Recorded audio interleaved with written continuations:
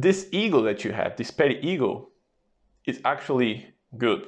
It actually helped you survive this long.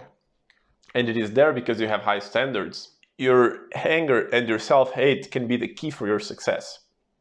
And I'll explain you how. So we like to think that being angry is bad, and I covered this in my previous video, so I'm not going to go over it too much, but in essence, society tells us that there's good emotions and bad emotions. And these bad emotions, like anger, like fear, we like to think that they're bad, and so we repress them because we don't allow ourselves to feel them.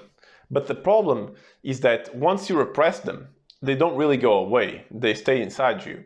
It's just that you direct your anger towards yourself. And when you do that, you're unable to take action. It makes it very difficult. If you actually take action towards something and you set out to accomplish something, it means that all this time that you blame this part of yourself, you were wrong. It means that you actually can accomplish things and you never were right in blaming this part of yourself.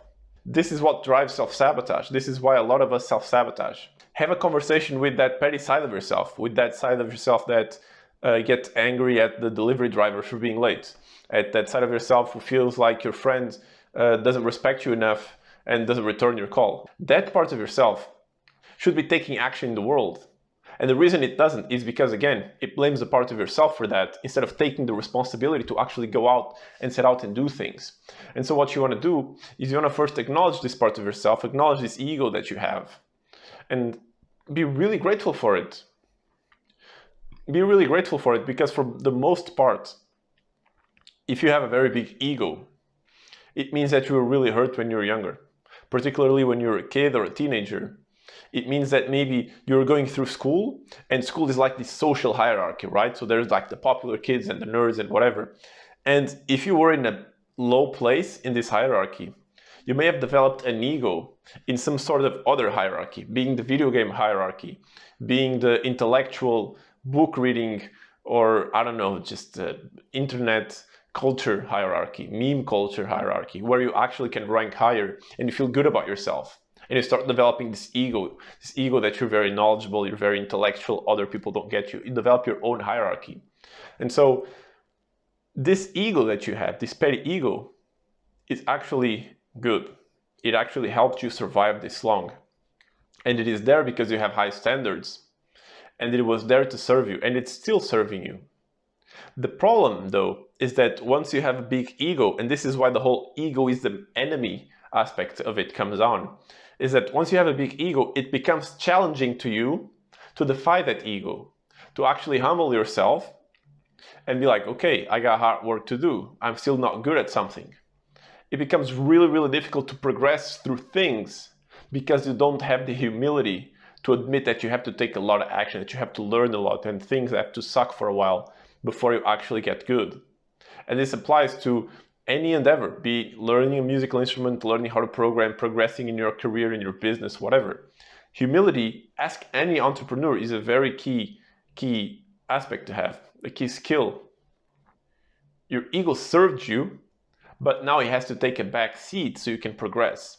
And the way you do it is by being grateful that your ego served you for so long. And you can even have like a conversation with yourself. You can even have a conversation with your ego. When you meditate, you can meditate and you can start focusing and start bringing awareness to this anger and to this like petty emotion, to this petty side of yours. And then think about all the times like when it started, like in high school or middle school or in your household when you were a kid. Think about when you started to cultivate that side and see how far it brought you and how it allowed you to survive those difficult moments. And from then, be grateful to it, because this is part of you, and that ego loves you, and it's trying to do your best to ensure that you survive. It is serving you. But what you have to do is tell him, look, we can relax now. We're not in survival mode. And we can actually work together to achieve fantastic things, great things. And you need your help. You need your ego's help. You need that petty side of yours. But it cannot take control. It cannot take the center stage. It is there to support you. And this is what you have to tell him. And this is what will unlock your ability to take a lot of action, even if you're bored, because you have this petty ego telling you, God damn it, but I gotta do better than this. And then you actually have the ability to take action because your self-image is not tied to that petty ego, because you have another side of you, a more mature, a broader perspective of you is taking control of your self-image and not just this teenager ego. And so I used to have all these emotions, and I used to repress anger, and I used to repress this frustration about my situation, about other people's actions. Then I realized that I had no boundaries.